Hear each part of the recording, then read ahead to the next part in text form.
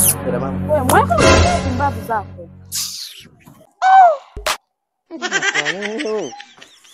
Wewe ngoja. Halo mganga.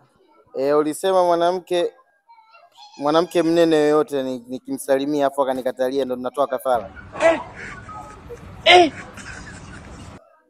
Tumempata. Tena kanona, huyu nyama zake huyu, fanikio hii.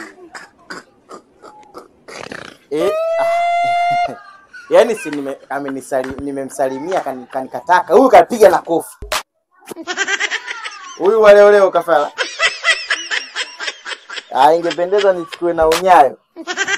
Sawa. Hapana kaka. Nao. Sawa. Nakuja mgilingena hapo. Kaka, hapana. Nakwambiaje? Nini? Yaani nini? Naomba kwanza tuelewane. Nisamehe kwanza. Nani? Nisamehe. Ule mkofi dadangu kama unakula mali. Nisamehe lakini kaka. Wewe wakafala. Bas kaka usinipige kafara. Wewe wakafala kabisa. Wewe wakafala tena niache. Lakini mbona simu yako nzuri hivyo umeinunua wapi? Kuhusu simu mambo ya Italia. Hii inaitwa A90.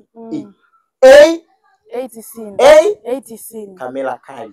Itel Toyota jipya A90. Umeiona? Nimeiona. Macho matatu. Ina kamera kali. Storage ya kutosha. Nzuri. Safi kwa matumizi, mtandao minara imesimama. Kweli kabisa. Fika maduka ni Itel kote yanapatikana A90 ukajichukulie. Sawa lakini kaka naomba usinipeke kwa mganga. Naomba unisamee kaka. Usinipeke kafara. Wewe mzuri, una hata vishimo. Kaka. Wewe. Lakini kaka kusema ukweli mimi lazima nikufuate. Umfuate nani? Wewe tayari. Kaka. Wewe tayari. Mimi siwezi kukuacha uende kaka unipeke kafara. Kanisamee.